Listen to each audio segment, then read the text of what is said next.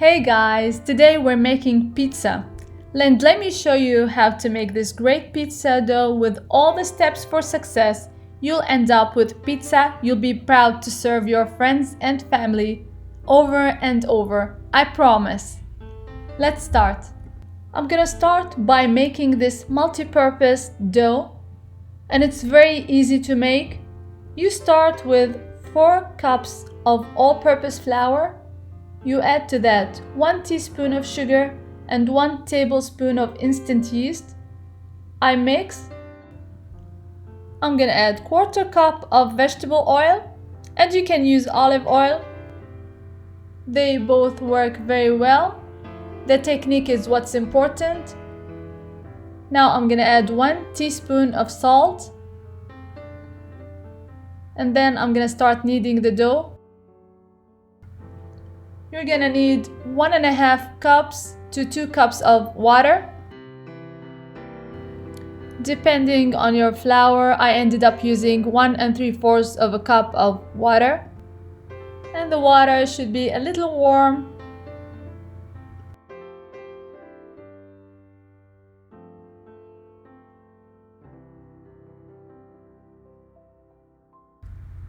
And I would like to remind you that all the amounts and all the ingredients are listed in the description box below.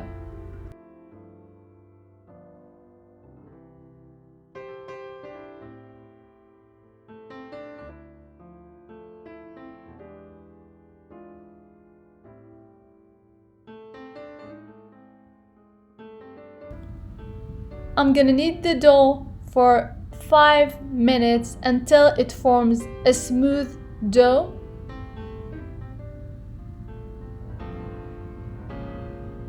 I'm gonna cover it and leave it for 10 minutes.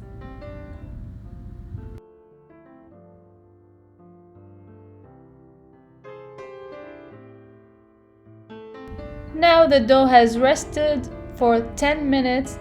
I'm gonna knead it one more time. I add a little bit of vegetable oil to my hand and I start kneading for 5 more minutes. As you can see, add a little bit of vegetable oil and work it. The dough will become so soft and so smooth, and it's ready for the final rise. I cover it and I let it rest for an hour or 2, depending on the temperature of your kitchen.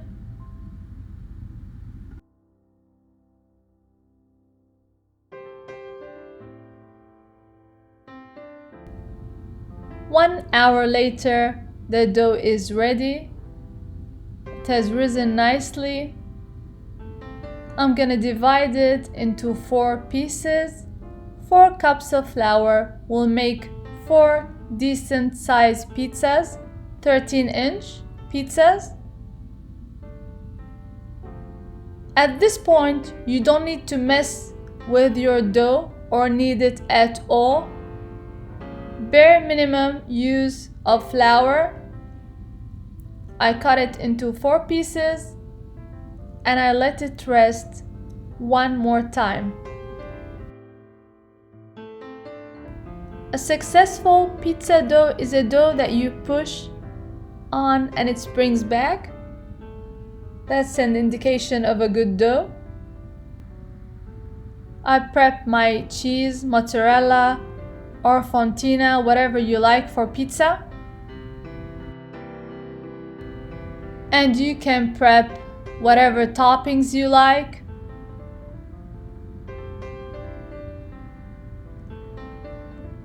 After the dough has rested for another 15 minutes, I'm gonna stretch it just like so.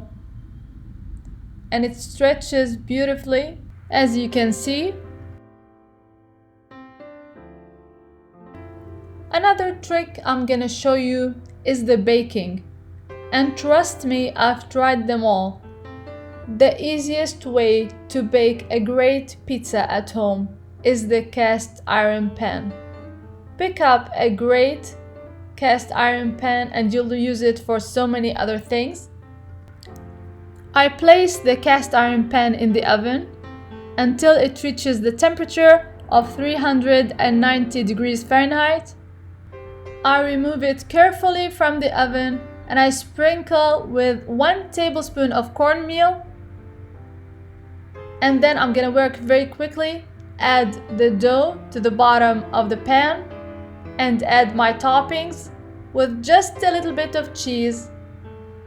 I'm gonna add the rest of the cheese after the pizza dough comes out of the oven and will melt nicely on top of the pizza instead of baking too much.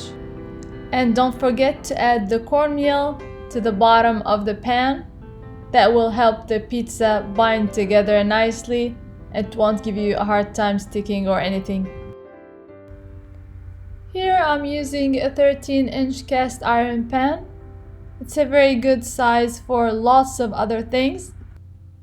A third tip would be don't overload your pizza with toppings. It's nice to have good amount of topping, but don't overload it. You want to be able to pick up your pizza with one hand without being soggy. And don't add a lot of pizza sauce.